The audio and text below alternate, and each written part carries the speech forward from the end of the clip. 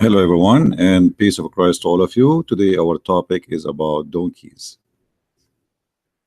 I like donkeys, and actually, I have a very good experience with them.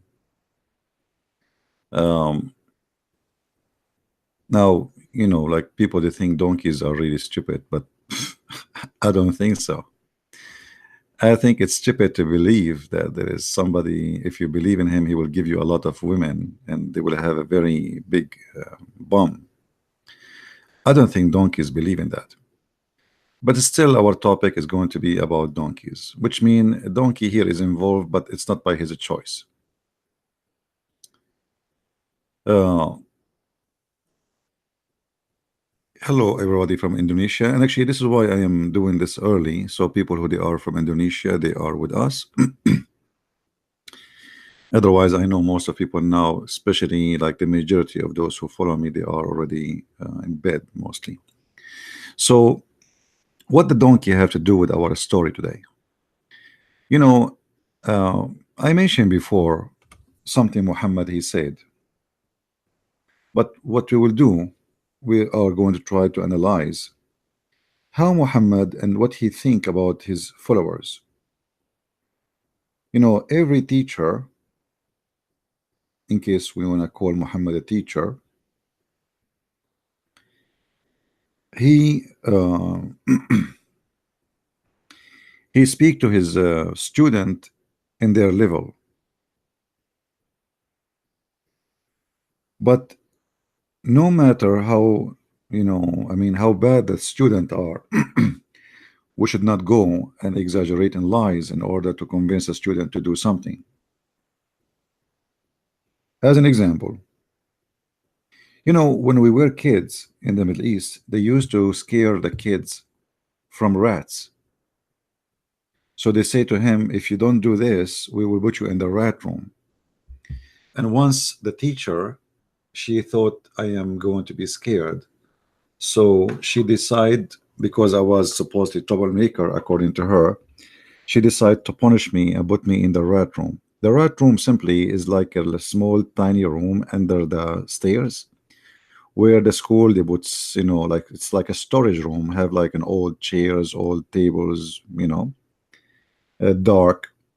So she took me there and she put me in that room. I was like, I don't know, maybe 9 years old.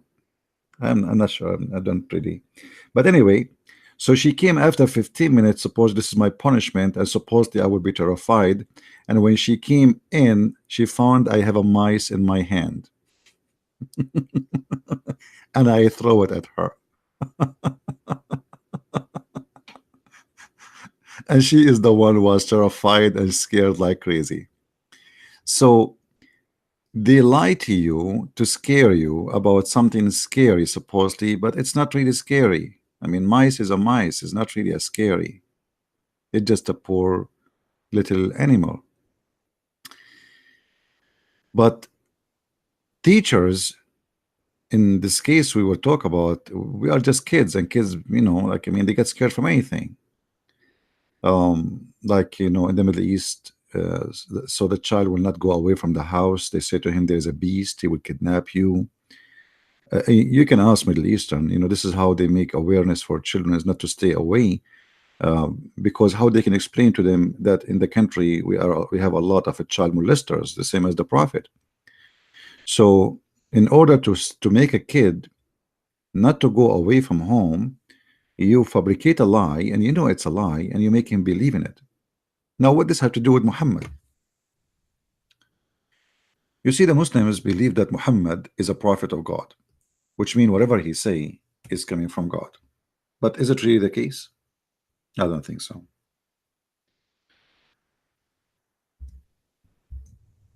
Let us read this hadith. The Prophet said, speaking to his followers,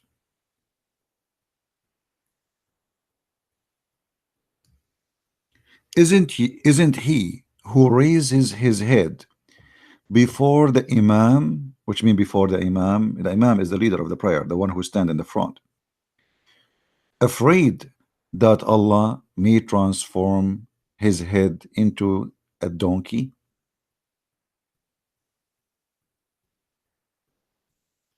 Here we see that Muhammad, not only he is playing as a false prophet, because supposedly he is telling something God told him. This is not a teacher teaching a bunch of kids, trying to scare them of something so they will not do something wrong. This is a man speaking to men.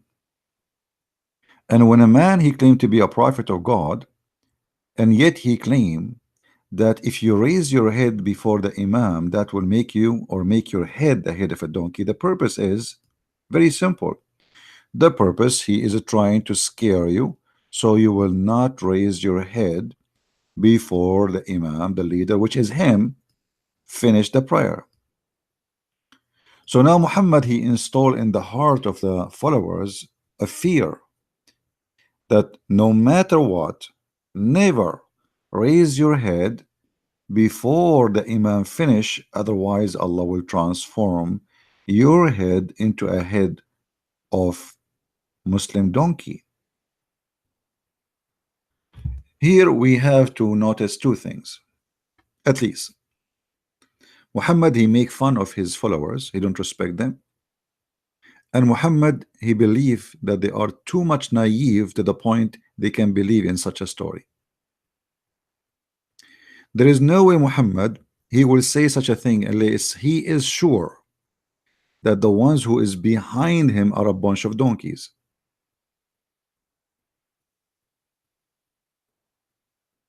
You know what I mean? Imagine you are exist in the time, you see, forget about Christians, forget about the Jews, forget about the Hindus, forget, let us go to the time of the Greek. I mean, imagine you are in the Greek time, and then the teacher, he is saying to you, a philosopher, Aflaton, saying to you, if you raise your head before your master, you will be cursed and you will transform into a donkey. I mean, people will laugh at him. So what we notice here, Muhammad, he understands very well how naive is the society he is living in. And because he understands very well that those people, they believe in anything, he is taking advantage of them, and he is making such a stupid lie. And now, after 1400 years, how many Muslims they lift their head before the Imam? You can watch any movie, any video on YouTube, or like there is a live broadcast for the Kaaba. You will see many Muslims, they raise their head, thousands, they raise their head every day before the Imam, if not millions. It's impossible actually that everybody raise the head at the same time, because your head is down and you do not know if the Imam is done or not. Yet until now, we did not see one Muslim his head became a head of a donkey. So here, if we ask the Muslims, was Muhammad lying, or he was making fun, or he was telling the truth? If the Muslim they say he is telling the truth, well, that's mean you Muslims are really crazy. Go right now, raise your head before the Imam, and you will see nothing will happen to you. If a Muslim will say to us Muhammad was exaggerating, which means he is lying to us, I mean, this is horrible. Which one? Which one you as a Muslim you choose for yourself? Muhammad always, he disrespect his followers and he made fun of them. Another example,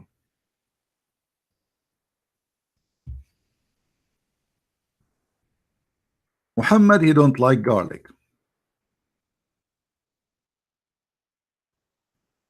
Okay, so what we will do now, how we can make the Muslims don't come to the mosque eating garlic? Muhammad, he claimed that angels don't like garlic.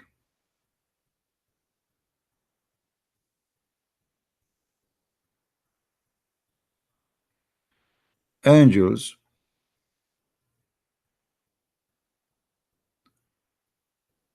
don't like garlic. Read this with me in love.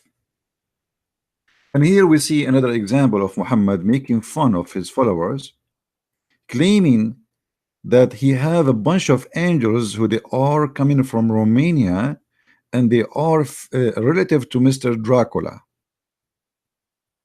So it's offensive. This is an offensive plant. What kind of a prophet he says that angels will be harmed by garlic? He said, who is talking now? Muhammad.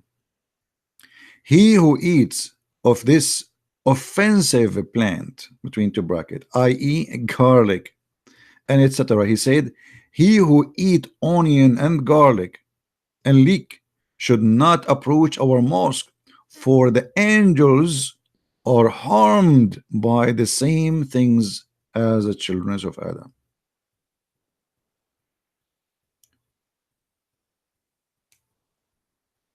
And no, you know, for me, I saw a movie once about Dracula, and supposedly Dracula don't like garlic. But angels of God can be infected or affected by garlic. That need a lot of explanation from anyone who believe in Muhammad to be a prophet of God. Obviously, Muhammad, he is really not respecting his followers, and he believed that they are a bunch of kids, and whatever he says to them, they have to take and accept. What garlic? We are talking about angels of God, and yet you tell me an angel who will be scared of garlic? Another example.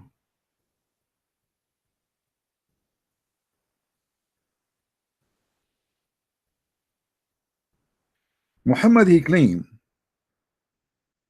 that the angels is not coming to his house because there was a little puppy under his bed.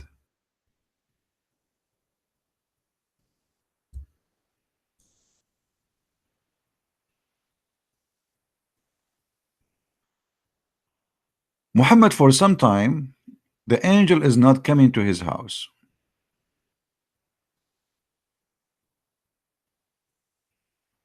So Muhammad now, he want to explain why the angel Jibril is not coming to his house. Or let us say he's trying to investigate why. Aisha reported that Jibril made a promise with Allah messenger to come to him at definite hour. Okay, see, Jibril is a businessman. You know, I will come to you, let's say 6 o'clock, he will be there 6 o'clock, never late. That hour came, but he did not visit him. And there was in his hand, the hand of Allah apostle, a staff. He threw it from his hand and said, never. He was upset. Never has Allah of his or his messenger angels over broken their promise. Muhammad now is worried. Allah broke his promise. Then he cast a glance and he found the puppy under his coat. By the way, this is a fast translation. It's not really under the coat. It is under his bed. Cot. His cot is mean bed? I don't know if the translation is correct. I don't know what really cot mean. Cot. Is cot mean bed? I'm not sure. If it's mean bed, that's mean this correct translation. And he said, Aisha, and by the way, supposedly it is dead. This dog is dead. You know, the story is actually more complicated than this. Supposedly here it says a certain hour, but the fact the angel he stopped coming for some time, a few days, few weeks, and now we have a dead dog under the bed of Muhammad. But let us say it's a living dog. Let us say it's not dead. So there is a puppy under the bed of Muhammad, and Muhammad said to Aisha, when this dog enter here, she said, by Allah, I do not know. Then he commanded, and it was turned out. Jibril came, and Allah messenger said to him, you promised me, and I waited for you. I mean, what's wrong with you, Jibril? I waited for you. but you did not come. Whereupon he said, it was a dog. Jibril, he said, it was the dog in your house, which prevented me to come.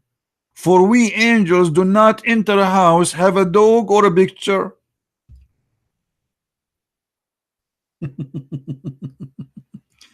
Now, I am assuming that if I am a believer, I have to agree that an angel of God who have 600 wings, who is a mighty angel, he cannot enter a house, have a little puppy.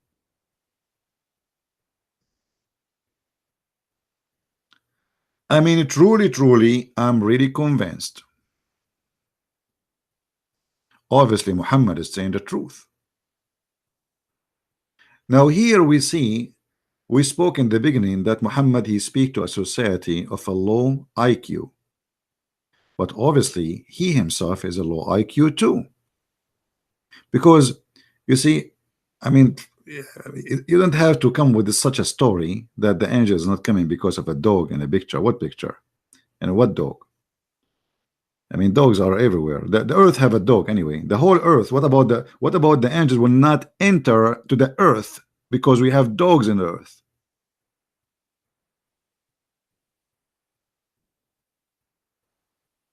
So obviously, those stories are meant to make fun of you as a Muslim, make fun of me if I believe, and make fun of God.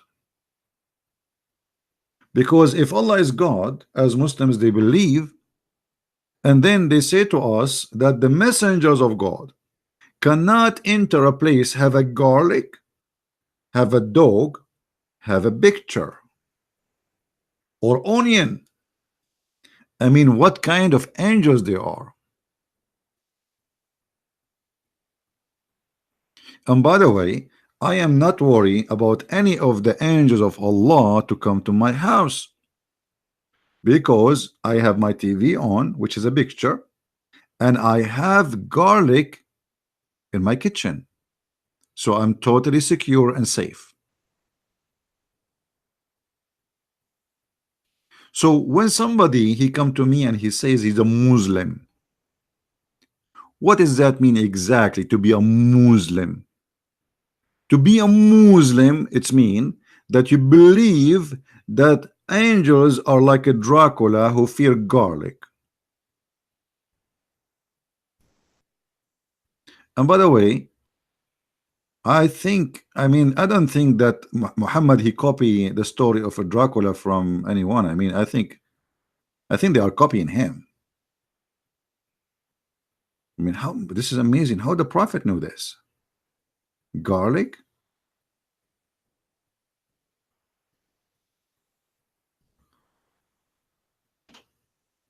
If we ask a Muslim, how in the world a big powerful angel, I'm talking about big, I mean Muhammad he says in the Quran, when he came he closed the horizon, and even the hadith confirmed that he covered the horizon. This is so huge, yet he cannot enter a house, have a puppy. Who he angel Jibreel come in. I cannot, sorry, I cannot. You have a puppy.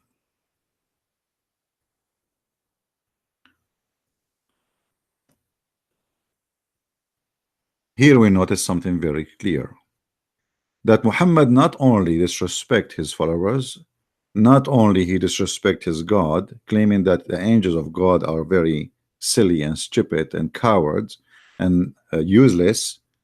He claimed that the message of God delayed because of little puppy. I mean, I have to agree. I mean, what we can see, you like it, you don't, puppies are dangerous. And I don't blame the angel of Allah to be scared. Put yourself in his shoes, or his angels, I mean his wings.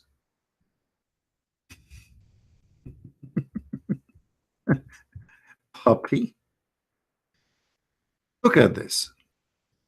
You have an angel coming to your house, and then this angel, he see this. How in the world this angel will be able to enter your house?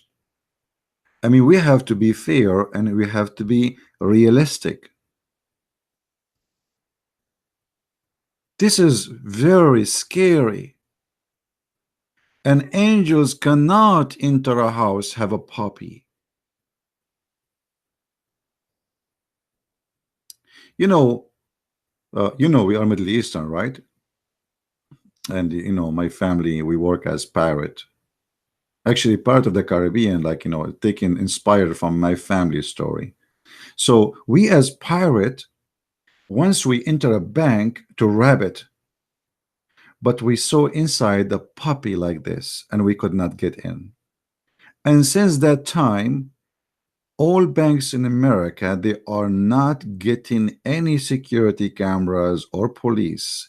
They have a little puppy in the corner. Neither us, neither the angels can get in. Happy for you. The bank is secure. So I am mentioning those stories because if Muhammad is a prophet of God, and he claimed that he is speaking of God and knowledge of God, and yet he claimed that the delay, a delay of God message, God himself could not deliver to Muhammad a message because of a puppy. What kind of God we are talking about? Imagine Donald Trump, he sent his army and the leader of the USA Army in the front, and they arrive in front of somebody, a king, to deliver a message, but they could not get in because our army have a weakness. Please come in. He is waiting for you, for your message. You say, sorry, I cannot. You have a puppy. My friend, if you think Muhammad is a prophet of God, you better, and Jibril is an angel, you better stop believing in Jibril and believing in this puppy, because this puppy, obviously, he defeated Jibril. You see, this puppy can go where Jibril cannot go, which means wherever this puppy is, Jibril have no place. People, are you getting my point? Are you getting my point? If this puppy now, he enter out in the backyard of the house of Muhammad, the angels cannot go there too. So wherever the puppy goes, angels run away. So who is the weak?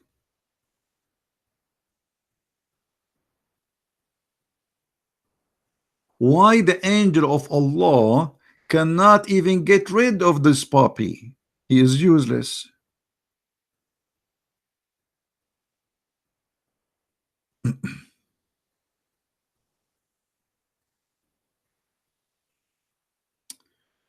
Debate the representative of the Antichrist. You will be in trouble instantly. Enlightening times ahead. Don't be afraid. This guy is talking to me. Who is the representative of Antichrist? What are you talking about? Anyway, so as you see, stupidity is belief these days, because to believe in this garbage, they call you believer. And I believe to believe in this garbage, you have to be consider yourself stupid. All those things we saw, actually we can mention tons of things. Muhammad, he said, and obviously they present nothing but stupidity. But all those things we mentioned prove to us nothing except that Muhammad, he don't respect his followers, and he don't consider them people of knowledge.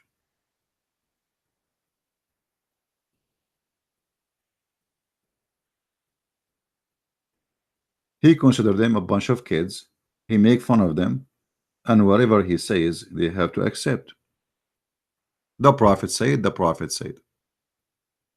Right?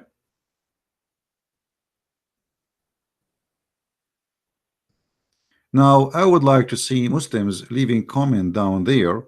And please, if you don't mind, I would like you to answer us.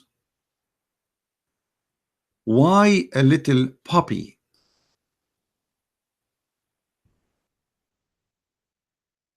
Maybe we should put it in the screen.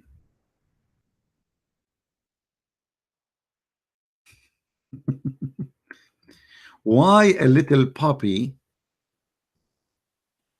defeated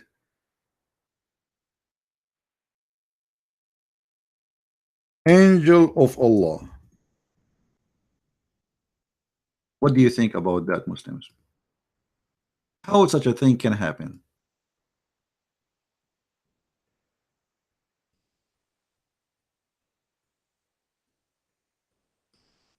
How you believe in that?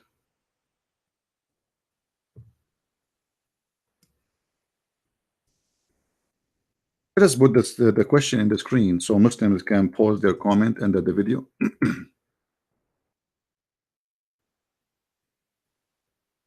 All right. Why not little people? Sorry, little puppy. Okay, let me fix it. Puppy.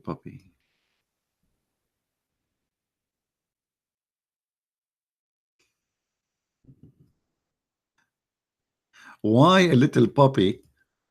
He was able to defeat an angel of Allah, and Allah himself could not deliver the message. How silly, how stupid, how funny. You tell me, Muslims, what do you think? Is that the powerful Allah? He sent his angel, yet the angel could not go through because there is a puppy. The angel cannot enter to a mosque because somebody ate garlic.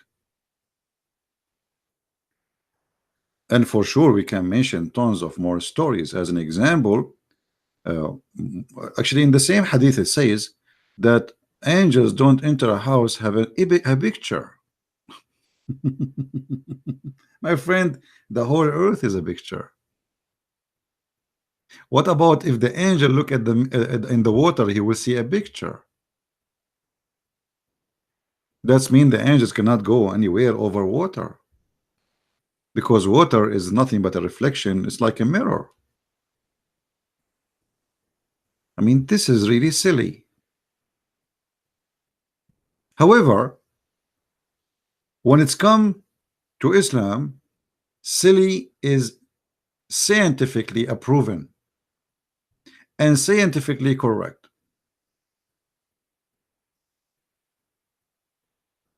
But for me, I laugh and I wonder what happened to the brain of a human being. How a human being can accept such a thing to be coming from God.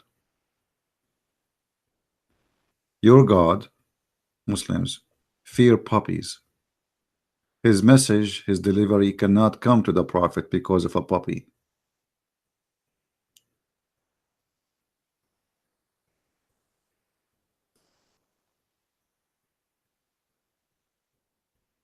And from now on, I mean, we have to be careful, all of us. If you like angels to come to your house, please be careful. Be careful. Angels will not stop by because simply they fear puppies. So for the sake of your family, for the sake of Allah, please, Allah cannot send his message to you. He cannot send his angels to protect you or even to carry on your prayer because you have a puppy or you have a picture.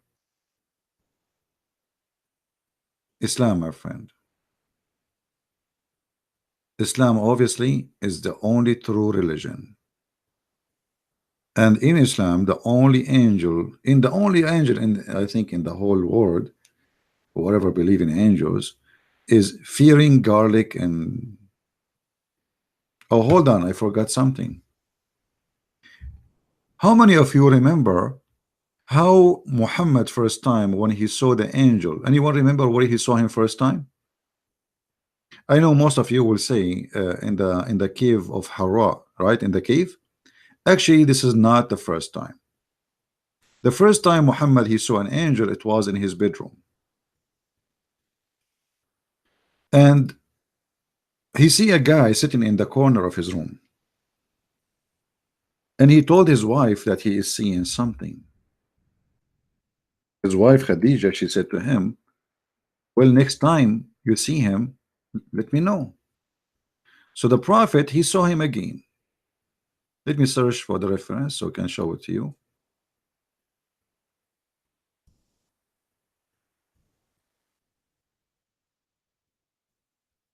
I don't think we can find it in English, but we can find it in Arabic. So simply, when Muhammad he saw an angel, he told his wife, I see him right now.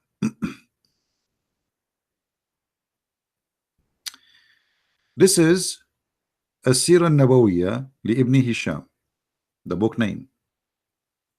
Volume number 1, page number 239. Khadija, she said to her husband, when you see the angel of Allah next time, let me know. And Jibril came. So the prophet, he told her he is here. So his wife Khadija, she ordered her husband to do the following. She said, stand up and sit in the top of my left leg or thigh. And then the prophet he said, and she said to him, Hal tarah? Do you see him? He said, yes, I do. She said, move and sit in the top of my right thigh or leg. And he said, and she said to him, do you see him? He said, yes, I do. She said, sit in the top of me in my lap. And he said, and she said to him, do you see him? He said, yes, I do. And then she started taking off her clothes, stripping. And she asked him, and the prophet was sitting in the top of her. And then she said to him, do you see him? He said, no. She said, glory to Allah. This is an angel. He is not a shaitan. Now, the funny is, the name of this story or the chapter is Imtihanu Khadija Burhanul Wahi, which means the proof that the prophet here received an inspiration of Allah. Here, what is the legs and the boobs and the lap of Khadija? However, here what we learn from this story, and we are mentioning this story because of the angel. If you ask the Muslims, what is the point of the story? I mean, how Khadija she was able to come to the conclusion that this is an angel? They said angels are shy. Don't you see the women she is stripping? They want to have sex. So the angel was sitting and watching when he sit in the top of her right leg, left leg, in the top of her. But the second she start taking off her clothes, the angel he run away.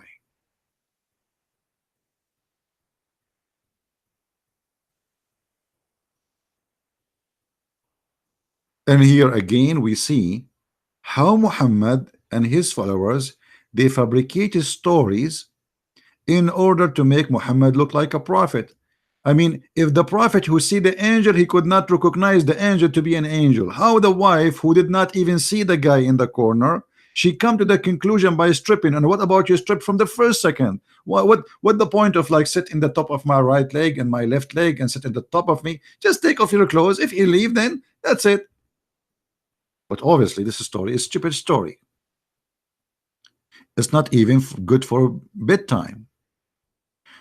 But again, those stories present to us how low the IQ of a person who believe in it, and how low the IQ of the society around them. And here I'm talking about people who they are naive. You know, I mean, how in the world anyone can believe in this? Imagine I come to you yesterday, I saw an angel in my house, And now, by the way, I cannot discover if he's an angel or not, because I don't have a wife, so I need to hire a wife now, so I can sit. Now I know why sometime I saw in the movie a guy was sitting in the lap of a woman. This is the Prophet Muhammad. Imagine how silly. A man, his name is Muhammad, sitting in the top of the leg, the right leg, and then he moved to the left leg of his wife, as if we are talking to a kid. Okay, Habibi Muhammad, sit in my right leg. Do you see him, Habibi Muhammad? Okay, now move to my left leg, Muhammad. Do you see him, Muhammad? Okay, Habibi Muhammad, now sit in the top of me and face me. Do you see him now, Muhammad? Okay, Muhammad, now look at me, and I'm going to take off my clothes. Tell me, Habibi Muhammad, do you see him? He's gone, Muhammad. He's gone. Are you sure he's gone? He's gone. I don't see him no more. Okay, Muhammad. Muhammad Habibi, he is an angel. I mean, who is the silly and who is the stupid? You tell me. That's why I say to myself, this video should be called "My Prophet Funny or Making Fun of Me?" Now, please, Abdul, I want you to leave your comment. Whatever this video is posted in, doesn't matter. When you see this video, please post your comment and show us where is the intelligence in the stories of your prophet, and how in the world you Muslims can believe in such a madness. And sadly, me myself, I cannot discover if there's an angel in my corner or he is the devil, because I don't even have a woman to sit in the top of her leg. And now I know the benefit of having a woman in the house. And now I know why Muhammad have 13 of them, because wherever he go, instead of carrying a woman wherever with him will go, he have a woman in every corner. The angels come, he sit in the top of the leg, and then he can discover if it is a genuine angel or it is the devil. With this, we say thank you guys for being here. Please download the video and don't forget to share it and watch it and show everybody how silly the prophet, who is making fun, let us say, who is funny or making fun of you Muslims, not me for sure. Thank you very much, and may the Lord bless you all. Christ is Lord and Islam is false, and the prophet is not funny. He is just a liar. Thank you.